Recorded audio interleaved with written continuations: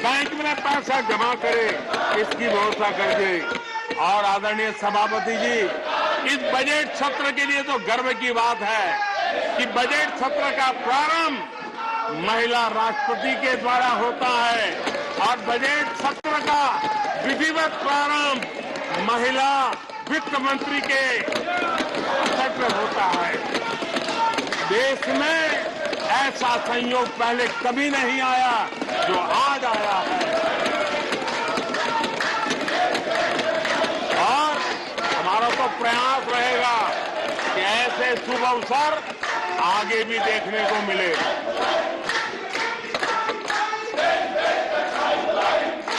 आदरणीय सभापति जी, जब देश को आधुनिक होना है, नए संकल्पों को पार करना है, तो हम साइंस और टेक्नोलॉजी के सामर्थ्य को नकार नहीं सकते।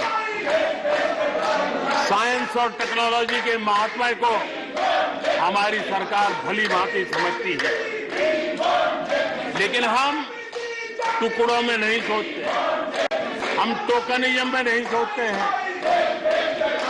हम साइंस और टेक्नोलॉजी की तरफ से देश को आगे बढ़ाने के लिए हर दिशा में काम कर रहे हैं, सार्वत्रिक प्रयास कर रहे हैं, अनेक इनिशिएटिव ले रहे हैं और इसलिए बचपन में साइंटिफिक टेम्परामेंट डेवलप करने के लिए अटल टिंकरिंग लैब, ये वैज्ञानिक सोच के निर्माण के लिए स्कूल के लेवल पर बच्चों को हमने अवसर दिया। उससे थोड़ा आगे निकले, बच्चा कुछ करना शुरू कर ले, तो हमने अटल इंक्यूबेशन सेंटर खड़े किए ताकि कुछ अगर अच्छी प्रगति की है तो उसको वो वायुमंडल मिले, ताकि वो टेक्नोलॉजी में कन्वर्ट करने के लिए वो खोज, वो इनोवेशन काम आ जाए। इसके लिए हमने विज्ञान की इस प्रगति का परिणाम, हमने नीतियां बदली। स्पेस के क्षेत्र में अब प्राइवेट भागीदारी का हमने सपना पूरा किया और मुझे खुशी है मेरे देश के नौजवान आज प्राइवेट सैटेलाइट छोड़ने की ताकत रखते हैं। ये साइंस एंड टेक्नोलॉजी।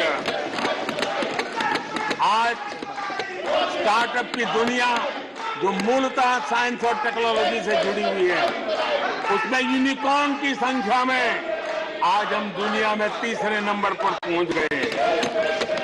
आदरणीय सभापति जी, आज ये देश गर्व करेगा कि सर्वाधिक पेटेंट इनोवेशन और दुनिया के बाजार में टिकता है पेटेंट, ये सबसे अधिक पेटेंट रजिस्टर करने में आज मेरे देश के नौजवान आगे आ रहे हैं। आदरणीय सभापति जी, आधार की ताकत क्या होती है वो हमारी सरकार ने आगे दिखा दिया और आधार से जुड़े हुए जो विद्वान लोग हैं उन्होंने भी कहा है कि आधार के महत्व को, टेक्नोलॉजी के महत्व को 2014 के बाद समझा गया और उसके कारण वो मेहनत अब रंग ला रही है। हमने देखा है कोविड के काल में कोविन प्लेटफॉर्म 200 करोड़ वैक्सीनेशन और सर्टिफिकेट कोविन का आपके मोबाइल पर विदिन ए सेकंड आ जाता है। लेकिन दुनिया को अचंभा तब हुआ कि भारत अपनी वैक्सीन लेकर के आ गया है कोविड में। दुनिया के लोग अपनी वैक्सीन, हमारे यहाँ तो बहुत बड़ा मार्केट था, बेचने के लिए भांति भांति के प्रेशर करते थे, आर्टिकल लिखे जाते थे, टीवी में इंटरव्यू दिए जाते थे, सेमिनार किए जाते थे। इतना ही नहीं, मेरे देश के वैज्ञानिकों को बदनाम करने के लिए, उनको नीचा दिखाने के लिए कल तक प्रयास चले, कल तक प्रयास चले, कल तक प्रयास चले। और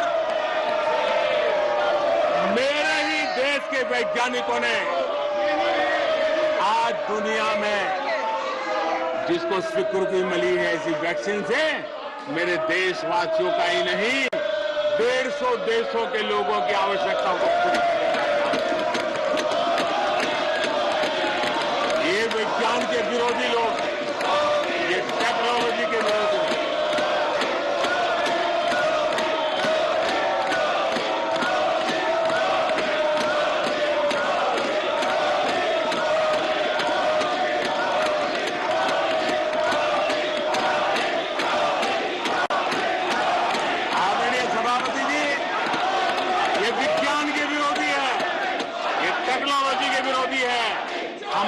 वैज्ञानिकों को बदनाम करने का कोई मौका नहीं छोड़ते। फार्मेसी की दुनिया में हमारा देश एक ताकत बन के उभर रहा है।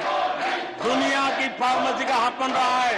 हमारे नौजवान नए नए इनोवेशन कर रहे हैं, उसको बदनाम करने के रास्ते खोज रहे हैं ये लोग। उनको देश की चिंता नहीं है, अपने राजनीतिक उठापटक की चिंता है। ये दुर्भाग्य है देश का। आदरणीय सभापति जी, आज मैं बाली में था। G20 देश के समूह डिजिटल इंडिया इसको समझने के लिए लालायित रहते थे। सक्सेस को पूरी दुनिया ने प्रभावित किया है। डिजिटल लेन देन में आज हिंदुस्तान दुनिया का लीडर बना हुआ है। आदरणीय सभापति जी, हमें खुशी है आज 100 करोड़ से ज्यादा मोबाइल फोन मेरे देशवासियों के हाथ में है।